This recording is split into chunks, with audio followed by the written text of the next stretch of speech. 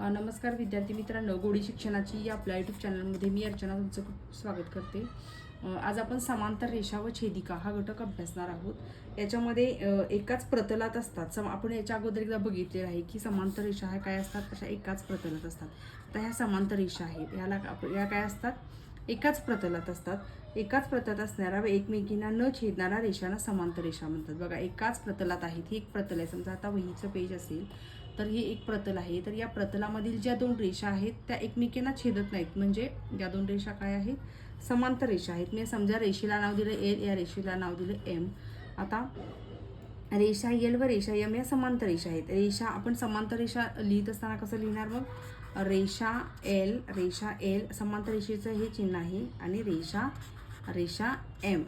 L समांतर रेषा M असं आपण लिहितो। समांतर रेषा एम म्हणजे या दोन्ही रेषा काय आहेत, समांतर आहेत। त्यानंतर बघा, आता छेदिका हा महत्त्वाचा पॉईंट आपण बघणार आहोत। छेदिका म्हणजे काय बघा असताना, बघा छेदिका हा पॉईंट बघत असताना एक मी दोन रेषा काढल्या, जर दोन रेषा समांतर असतील, या दोन रेषा समजा आहेत, या दोन रेषा समांतर आहेत, या दोन रेषांना मधून एक छेदले, शेजारील आकृती, आता ही आकृती आहे दोन, याला मी नाव दिलं एम नाव दिलं, याला नाव दिलं एन नाव दिलं, आणि या रेषा एम व रेषा एन यांना रेषा एल ही अनुक्रमे समजा छेदलेली आहे। ए व बी या दोन भिन्न बिंदूमध्ये छेदली, समजा ही एक रेषा ही छेदलेली आहे, ही रेषा काय आहे, छेदलेली आहे। एम व एन यांना ये रेषा एम व रेषा एन यांनी रेषा एल ही छेदिका आहे। आता याची छेदिका एम आणि यांची छेदिका काय झाली, ही रेषा एल। मी समजा याला नाव दिलं एल, तर एल ही काय झाली, तुमची छेदिका झाली। या बिंदूला मी नाव दिलं ए, इथं छेदलेलं आहे, आणि या छेदन बिंदूला नाव दिलं मी बी। हे दोन छेदन बिंदू आहेत, आणि ही जी छेदिका आहे, या छेदिकेला मी नाव एम एल असं दिलेलं आहे। आणि या दोन काय आहेत, समांतर रेषा आहेत। जर समांतर रेषेवर छेदिकेने छेदले असता काय तयार होतात, अंतरकोन तयार होतात, त्याच्यानंतर वेगवेगळे संगत कोन तयार होतात। अशा पद्धतीने जर एखादी रेषा दिलेल्या दोन रेषांना भिन्न बिंदू छेदत असेल, तर त्या दोन रेषांची छेदिका म्हणतात। ही झाली काय, मग तुमची छेदिका। याला दुसरं आपण नाव आता आपण बघितलं, छेदिका म्हणजे काय, दोन समांतर रेषांना दोन भिन्न बिंदूमध्ये छेदलेले। बघा, इथं एक भिन्न बिंदू आहे आणि इथं एक बिंदू आहे, दोन समांतर रेषांना दोन भिन्न बिंदूंमध्ये छेदणाऱ्या रेषेला काय म्हणतात, छेदिका। आता ही जी तुमचं मी नाव देते, ह्याला काय म्हणायचं, छेदिका। आता ही छेदिका आहे आणि या दोन समांतर रेषा याला आपण नावं देऊया। जर समजा मी या रेषेला पी क्यू असं नाव दिलं, आणि या समांतर रेषेला मी आर एस असं नाव दिलं, या समांतर रेषेला आर एस नाव, ही तुमची जी छेदिका आहे, ही छेदिकेला मी ए असं नाव दिलं। आणि ज्या ठिकाणी छेदन बिंदू आहेत, म्हणजे जिथं छेदलेले दोन बिंदू आहेत, त्याला एम आणि एन, इथं मी एम नाव दिलं आणि इथं मी तुम्हाला इथं एन नाव दिलं। अशा पद्धतीनं मी नावं दिलेली आहेत। तर समांतर रेषा आहेत, दोन समांतर रेषेला एका छेदिकेनं छेदलेले आहेत, नावं दिलेली आहेत। पहिली समांतर रेषा आहे, त्याला मी नाव पी क्यू असं नाव दिलेलं आहे। दुसरी समांतर रेषा आहे, त्याला मी आर एस असं नाव दिलेलं आहे। या दोन समांतर रेषा आहेत, ही छेदिका आहे, ही छेदिकेला नाव ए दिलेलं आहे, आणि ज्या दोन भिन्न बिंदूमध्ये छेदलेले आहे, एक याला एम नाव दिलेलं आहे आणि याला एन नाव दिलेलं आहे। कोण बघायचे, किती कोण तयार होतात छेदिकेमुळे। आता सोबतची ही जी आकृती आहे, त्या आकृतीमुळे छेदिकेमुळे छेदनबिंदू एम जवळ 4, आता छेदनबिंदू एम जवळ 4 म्हणजे 1 2 3 आणि 4, व छेदनबिंदू एन जवळ 4, छेदनबिंदू एन जवळ 1 2 3 4 असे एकूण 8 कोन झालेले आहेत। इथे दिसतेत आपल्याला 1 2 3 4 5 6 7 8 अशा पद्धतीनं या छेदनबिंदूमध्ये 4 आणि या छेदनबिंदूमध्ये 4 अशा पद्धतीनं 8 कोन तयार झालेले। आता संगत कोन म्हणजे हा, आणि कोण याचा संगत कोन हा असणार आहे।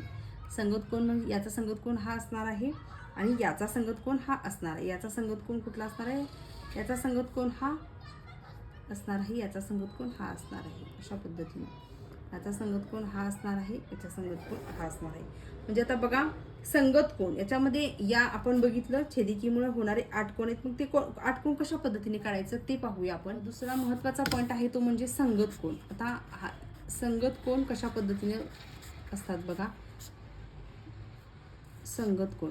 आता ही छेदिकेमुळे 8 कोन तयार झालेत, पण संगत कोन म्हणजे काय बघा, याचा संगत कोन, आता या रेषेला मी नाव दिले ए एम पी, याचा संगत कोन, आता मी गुणाकार चिन्ह तुम्हाला दाखवते, याचा संगत कोन हा असणार आहे एम एन आर। याचा संगत कोन कुठला असणार आहे, एम एन आर। पहिली जोडी आहे कोन ए एम पी व त्याला कुठला असणार आहे संगत कोन एम एन AMP बघा, AMP आणि MNR म्हणजे याचा संगत कोण हा असणार आहे.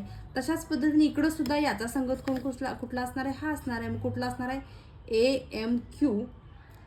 या संगत कोण आता 2 नंबरचा कुठला असणार आहे, AMQ. याच व दुसरा संगत कोण कुठला असणार आहे, मग याचा संगत कोण आहे म्हणजे MNS. कोण, MNS. अशा पद्धतीने आता याचा संगत कोण कुठं असणार आहे, PMN,